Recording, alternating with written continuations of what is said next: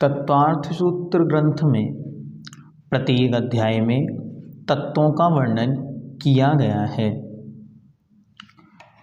10वें अध्याय के अंतर्गत अंतिम तत्व मोक्ष तत्व का कथन किया है। यह कहना सही है, तथापि केवल ज्ञान की उत्पत्ति होने पर ही मोक्ष की प्राप्ति होती है।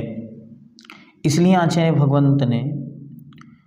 भगवान अकलंक देव ने केवल ज्ञान को ही जीवन मुक्ति कहा है कि एक प्रकार से यह जीव अब जीवन से मुक्त हो गया है। अब संसार के जन्म मरण के जो चक्र है इससे वह मुक्त है। तो सबसे पहले आचार्य उस केवल ज्ञान की उपलब्धि उत्पत्ति के कारणों को बतलाते हैं कि केवल ज्ञान होता कैसे है। 9वें अध्याय में आचार्य भगवंत ने संवर और निर्जरा की साधनों को बतलाया।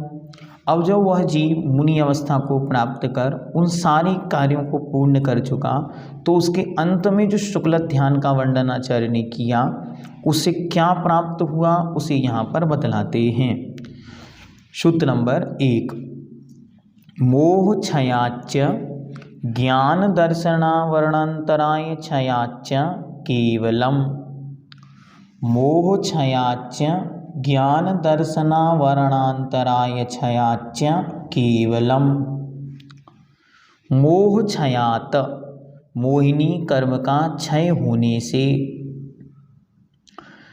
ज्ञान दर्शनावरणांतराय क्षयाच्च ज्ञान दर्शन और अंतराय कर्म का क्षय होने से, तथा च शब्द से 3 आयु का असत्व एवं नाम कर्म की 13 प्रकृतियों का क्षय होने से केवलम केवल ज्ञान होता है। जैसे जीव गुणस्थानों को बढ़ता हुआ जाता है, 10वें गुणस्थान के अंत में ही संपूर्ण मोहिनी कर्म को नष्ट करता है।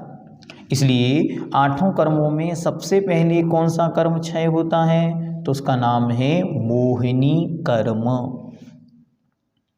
तो 10वें गुणस्थान के अंत में मोहिनी कर्म को क्षय करके नष्ट करके और वह जीव 12वें गुणस्थान में प्रवेश किया।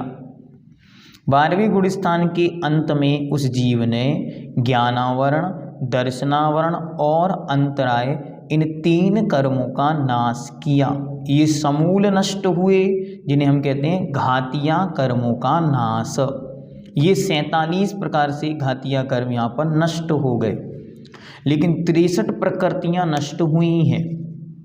कर्मन की 63 प्रकृति नाश, तो यहाँ कर्मों की 63 प्रकृतियों में से 47 प्रकृतियां तो किसकी गई, घातियां कर्मों की, ज्ञानावरणी, दर्शनावरणी, वेदनी और ज्ञानावरणी, दर्शनावरणी, मोहिनी और अंतराय।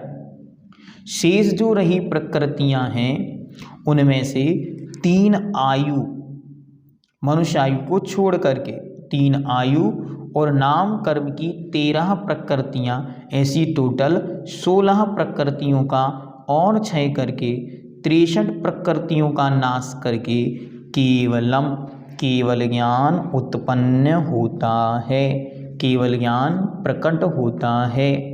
और यह जीव जो कभी अज्ञान अवस्था में था वही आज पूर्ण केवल ज्ञान को उपलब्ध कर चुका है।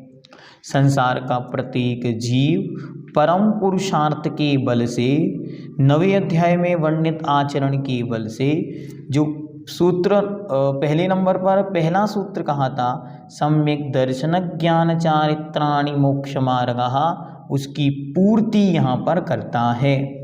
अर्थात केवल ज्ञान की उपलब्धि ही मोक्ष की उपलब्धि का उद्घाटन है।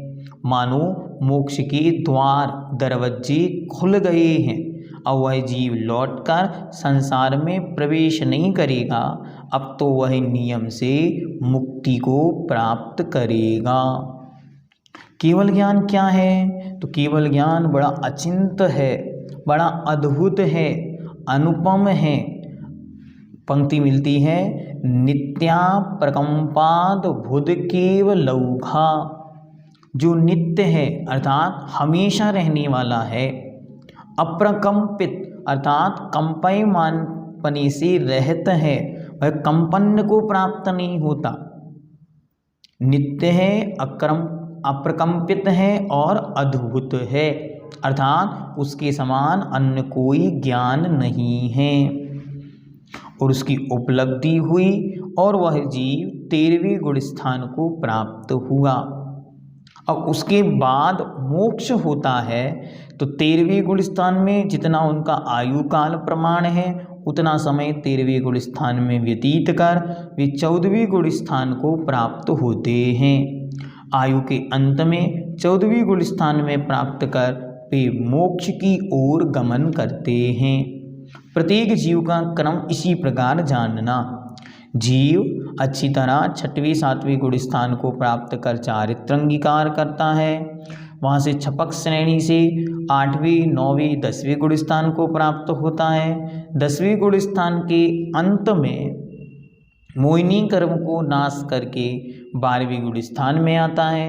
12वें गुण स्थान के अंत में ज्ञानावरण, दर्शनावरण और अंतराय और नाम कर्म की 13 प्रकृतियाँ और 3 आयु मनुष्य आयु को छोड़कर इनका नाश करके 13वें गुण स्थान में आता है। और 13वें गुण स्थान में जितने उसके आयु प्रमाण है उतनी काल वहाँ ठहरता है और उसके बाद 14वें गुण स्थान में प्रवेश कर जाता है। अब 14वें गुण स्थान के अंत में ऐसा कुछ घटित होता है जिसके बाद लौटकर वह जीव इस संसार में पुनः कभी नहीं आता, सिद्धत्व और शुद्धत्व को प्राप्त कर लेता है। वह नित्य निरंजन निराकार स्वरूप परमात्म तत्व को उपलब्ध हो जाता है।